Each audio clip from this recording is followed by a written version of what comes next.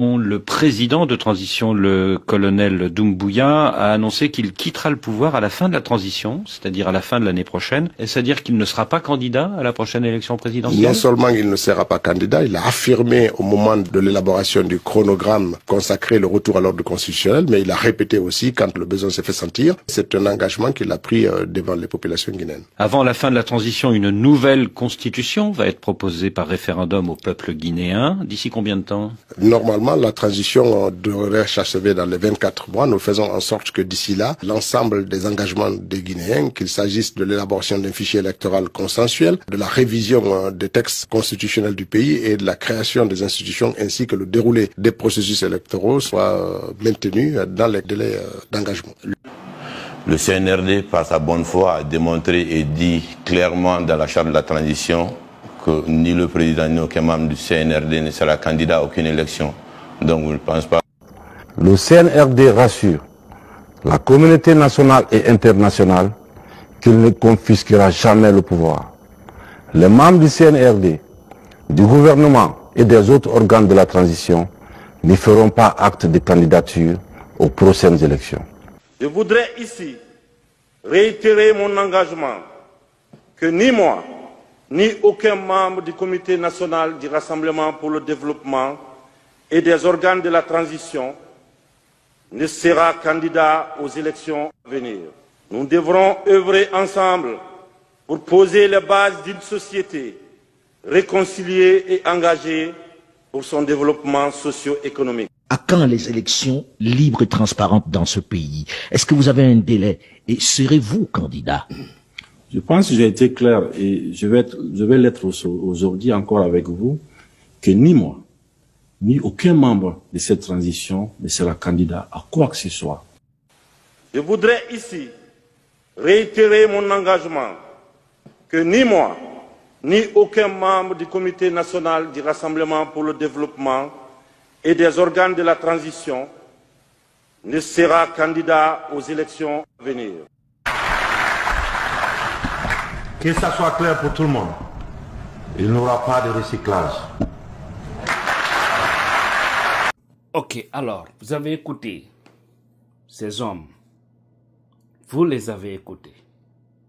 En toute honnêteté. Est-ce qu'on peut croire à des gens comme ça? Est-ce que ce sont ces hommes comme ça qu'on a besoin à la tête de notre pays? Est-ce que ces gens-là méritent de diriger notre pays? Des gens qui n'ont pas le respect de leur engagement, qui n'ont pas le respect de leurs paroles, des gens qui disent un et qui font deux. Est-ce que c'est ce que nous souhaitons pour la Guinée là? En toute honnêteté. Est-ce que ce que nous rêvons pour les futures générations? Je pense que nous devons prendre la vie du bon côté et sortir dans cette démagogie, dans cette propagande, dans cette affaire d'intérêt personnel.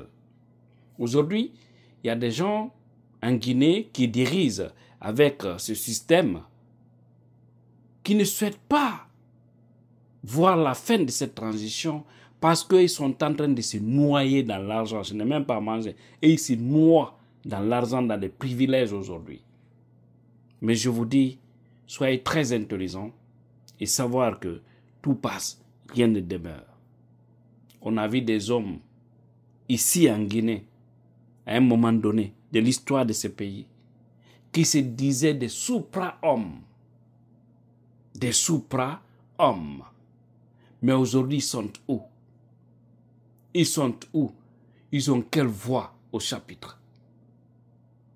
On a vu au Sénégal Karim Wade qui avait été arrêté, jugé et condamné, le fils de l'ancien président sénégalais, Abdoulaye Wade.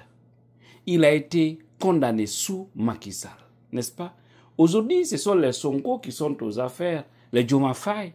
Et aujourd'hui, c'est le fils de lui, l'ancien président Macky Sall, qui est lui aussi interpellé par la justice sénégalaise pour un soi-disant blanchissement d'argent, en tout cas, il n'a fait de trafic d'un montant de plus de 10 milliards selon eux. Pourquoi je parle de tout ça? Juste dire aux gens de faire beaucoup attention avec le pouvoir, parce que le pouvoir, j'ai toujours dit que le pouvoir n'est pas quelque chose qu'on doit se vanter, c'est juste un temps. Et j'ai dit aux hommes aussi qui dirigent, sachez que vous n'êtes pas fort, c'est le temps qui est fort. Vous pouvez avoir la même mise sur la justice aujourd'hui parce que vous avez l'appareil dans vos mains. Mais le jour où on va vous déclarer citoyen simple, qui n'est plus aux affaires, rassurez-vous que cette même justice que vous manipulez hier peut effectivement vous interroger. Les militaires qui vous gardaient hier peuvent effectivement contribuer à votre arrestation. C'est les mêmes hommes qui vont amener pour dire arrêtez tel ministre, tel président, tel. Ça, c'est un conseil. Aujourd'hui, nous voyons l'arrogance avec le CNRD. Ce que j'ai dit, ça ne plaît pas à certains, mais moi, je m'en fous. Vous le savez bien. Il y a la puissance, il y a des choses, je m'en fous, je ne calcule même pas. C'est la vérité chez moi. C'est l'honnêteté, c'est moi. C'est la dignité, c'est moi. Je vous ai toujours dit ça. Donc, battons-nous à défendre des valeurs dans notre pays. Ce pays est en danger. Ce pays est en danger, chers Guinéens.